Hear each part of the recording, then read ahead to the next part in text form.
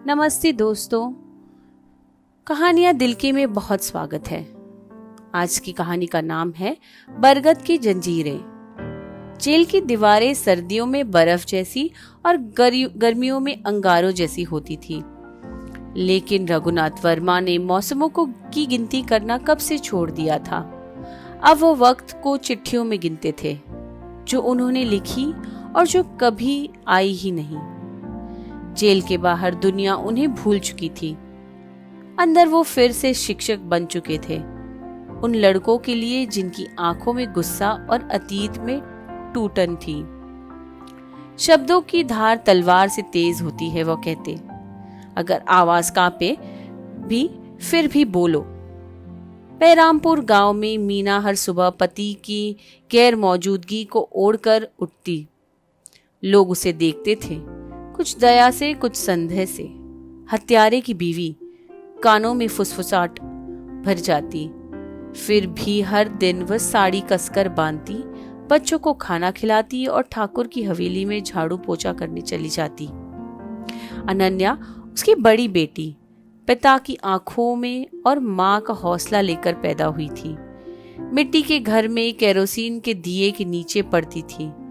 College की लड़कियां उसके पिता का नाम से उसे चिढ़ाते थे, पर अनन्या की आंख जवाब में अंगारे फेंकती। 16 साल की उम्र में वह लखनऊ के कॉलेज में दाखिल हो गई थी।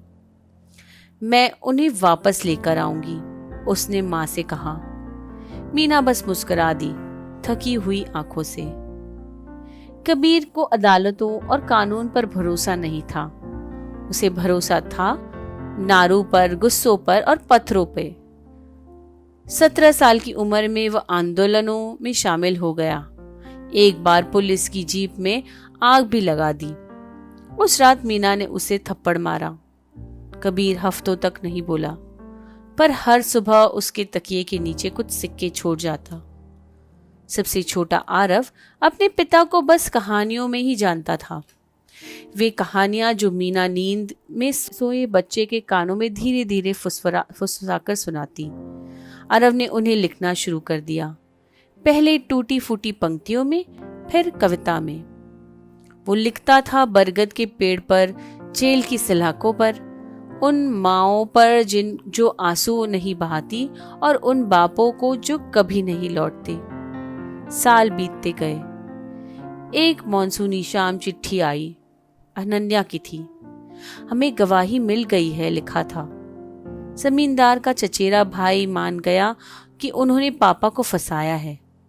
कबीर ने दोस्तों के सब रिकॉर्ड कर लिया था। मैं हाईकोर्ट में याचिका डाल रही हूं। मीना ने चिट्ठी 3 बार पढ़ी, फिर चुपचाप बैठी थी। टिन के छत पर बारिश बेमौसम हथौड़े बरसाने लगी। 3 महीने बाद रघुनाथ वर्मा नैनी सेंट्रल जेल से रिहा हुए। 18 साल बाद। दाढ़ी सफेद थी, कमर झुकी हुई थी, पर आंखों पर रोशनी खोज रही थी। बाहर तीनों बच्चे खड़े थे। अनन्या ने रिहाई के कागज थमाए। कबीर ने बीड़ी सुलगाई और मिठाई का डब्बा पकड़ाया। आरव ने एक डायरी दी, उसकी लिखी कहानियां। जेल के पास पुराने बरगद के नीचे चारों बैठ गए। काफी देर तक कोई कुछ नहीं बोला। फिर रघुनाथ वर्मा ने धीरे से कहा, दुनिया काफी बदल गई है। अनन्या मुस्कुराई, हम भी। और 18 साल में पहली बार रघुनाथ वर्मा हंसे। हमें आशा है आपको आज की कहानी पसंद आई हो। Please do like, share and subscribe. Thank you.